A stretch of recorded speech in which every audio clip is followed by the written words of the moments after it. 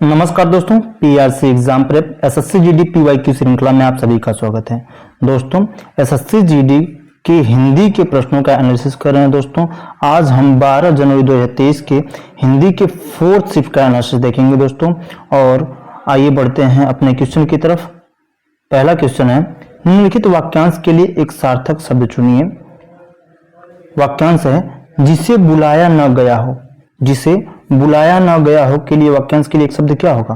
अनाहुत। जिसे बुलाया न गया हो उसके लिए अनाहुत होता है। जिसे बुलाया न गया हो उसको अनाहुत बोलेंगे। नेक्स्ट, निम्नलिखित वाक्यों में से कौन सा अशुद्ध वाक्य है? बोला इसमें से अशुद्ध वाक्य कौन सा है?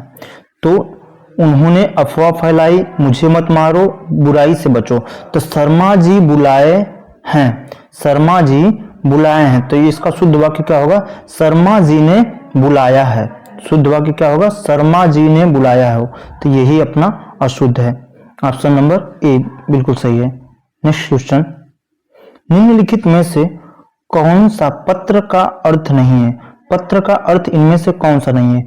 पत्र का अर्थ पत्ता भी होता है, पत्र का अर्थ चिट्ठी भी होता है, पत्र का अर्थ पत्रिका भी होता है, लेकिन मुख्य पत्र का अर्थ नहीं। मुख्य यानी मुख्य के क्या बोलेंगे? प्रधान मुख्य। उत्तम जो होता है उसको मुख्य बोलेंगे, जो प्रधान होता है। नेक्स्ट है, वर्तनी की दृष्टि से दिए गए वाक्य के अशुद्ध भाग का चयन कीजिए।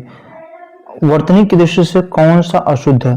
जब तक परीक्षा का दिन नहीं आया था तब तक उसके एक अक्षर नहीं, तब तक उसने एक अक्षर नहीं पढ़ा था।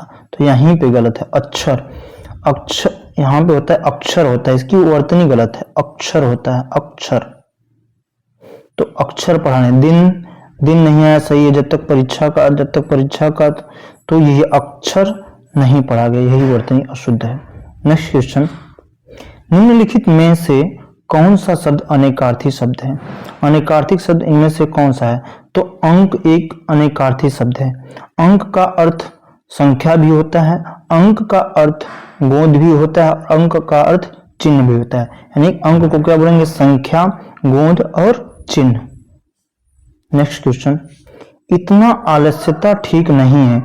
उपयुक्त वाक्य का शुद्ध रूप क्या है?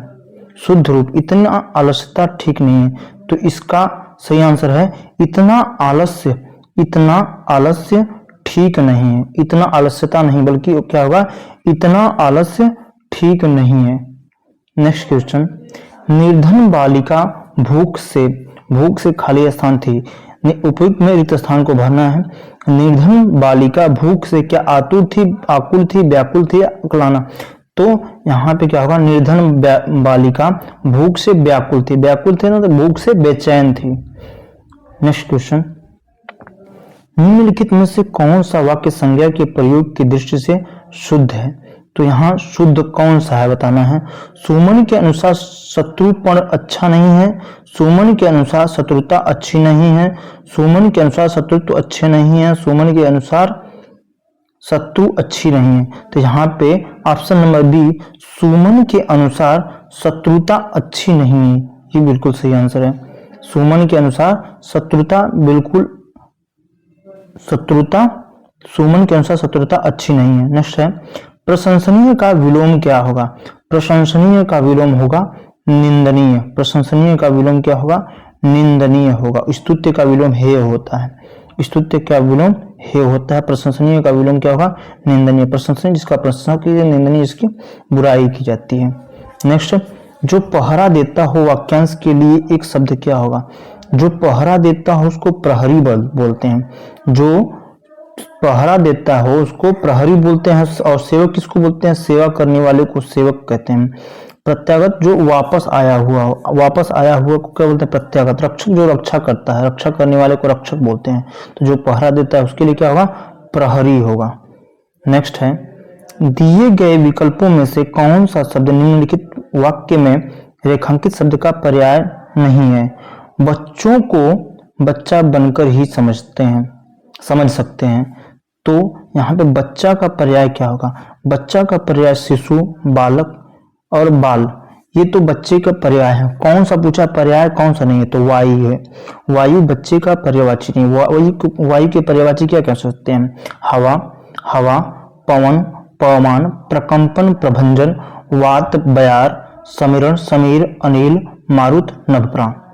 हवा पवन पवमान प्रकंपन प्रभंजन वात बयार समीरण समीर अनिल मारुत और नभप्राण इसके हवा के पर्यायवाची हैं। अनिल जिसमें से बहुत पूछा जाता है, अनिल हवा का पर्यायवाची है, जबकि अनल किसका पर्यायवाची होता है? अनल आग का पर्यायवाची होता है। नेक्स्ट है, निम्नलिखित वाक्य के रिक्त स्थान में सबसे उपयुक्त मुहावरा क्या होगा? वाक्य है, इसमें खाली स्थान है, मुहावरा सबसे उपयुक्त क्या है? वह बिना कारण ही मुंह फुला लेता है, बाल बाल बचता है, या मुक्की मारता है, या भूत सवार होता है। तो वह बात बात पर ही क्या करता है? मुंह फुला लेता है। मुंह फुला लेता है मतलब असंतुष्ट होकर रूठ कर बैठ जाता है। बाल बाल बचना मतलब कि किसी मुश्किल से बचना होता है, और मक्खी मारना का मतलब घर में बेकार बैठना। भूत सवार होना किसी काम में पूरी तरह से लग जाना, भूत सवार होना इसका अर्थ होगा। तो मुंह फुला कर बैठ जाना मतलब असंतुष्ट होकर रूठ जाना या अप्रसन्नता व्यक्त करना। नेक्स्ट क्वेश्चन है, मिश्र वाक्य, जब तुम मेरे घर आए थे तब 4 बजा था। निम्नलिखित विकल्पों में से इस वाक्य के कौन सा एक उचित सरल वाक्य है? जो ये है वाक्य, इसका सरल वाक्य कौन सा होगा? तो यहाँ पे देखेंगे, यहाँ पे तुम 4 बजे मेरे घर आए थे, बिल्कुल सही। 4 बजा तुम मेरे घर आए थे तब था नहीं, तो इसे गलत दिख रहा है। घर 4 बजे तुम मेरे आए थे, घर आए तुम, तो तुम इसका क्या होगा? जब तुम मेरे घर आए थे तब 4 बजा था। इसका सरल वाक्य होगा, तुम 4 बजे मेरे घर आए थे। तुम 4 बजे मेरे घर आए थे। नेक्स्ट क्वेश्चन है, जेठ की गर्मी, मुहावरा की पूर्ति करना है। जेठ की गर्मी किसके जैसी होती है? जेठ की गर्मी ठंडी जैसी होती है, अंगार बरसने जैसी, अंधकार जैसी, या सर्दी जैसी? तो जेठ की गर्मी अंगार बरसने जैसी होती है। अंगार बरसना मतलब कड़ी धूप होना, अंगार बरसना मतलब कड़ी धूप होना। नेक्स्ट क्वेश्चन, कुछ लाभ पाने की चाह, वाक्यांश के लिए एक शब्द क्या होगा? कुछ पाने की चाह को क्या बोलेंगे? लिप्सा बोलते हैं। पाने की चाह को लिप्सा बोलते हैं। बुभुक्षा किसको बोलते हैं? खाने की इच्छा को बुभुक्षा बोलेंगे। और पिपासा पीने की इच्छा, पाने की इच्छा, कुछ पाने की इच्छा या लाभ पाने की इच्छा को लिप्सा, खाने की इच्छा को क्या बोलेंगे? बुभुक्षा। और प्रतीक्षा इंतजार को, किसी का इंतजार करना प्रतीक्षा है। उसके बाद 5 गद्यांश दिए गए हैं, जिसको आप प्रयास करेंगे तो आसानी से भर सकते हैं। तो आइए इसको पढ़ेंगे और इसका आंसर देखेंगे क्या होगा। हम सभी को इस दुनिया में सफल होने के लिए हर जगह पर देनी पड़ती है। हर जगह पर देनी पड़ती है। क्या रिश्वत देनी पड़ती है, आधार कार्ड, या परीक्षा, या पैसे? तो यहाँ पे आगे भी पढ़ेंगे। इससे नहीं मिला तो एक लाइन और आगे पढ़ के देखेंगे तो परीक्षाओं की यहाँ से मिल जाएगा आपको। तो हम सभी को इस दुनिया में सफल होने के लिए हर जगह पर क्या देनी पड़ती है? परीक्षा देनी पड़ती है। सफल होना है तो इम्तिहान तो देना ही पड़ेगा। नेक्स्ट है, परीक्षाओं की, यहाँ पे देखिए परीक्षा भरा गया, फिर उसके बाद वहीं से परीक्षाओं की क्या अभिप्राय बहुत पुरानी है। धारणा नहीं धारणा होगा, धारणा या मामला या मानसा। तो यहाँ पे धारणा बहुत पुरानी है, परीक्षाओं की धारणा बहुत पुरानी है। नेक्स्ट क्वेश्चन है, जीवन के लगभग में क्या अपने क्षेत्र में, कुछ क्षेत्र में, हर क्षेत्र में, या प्राथमिक क्षेत्र में?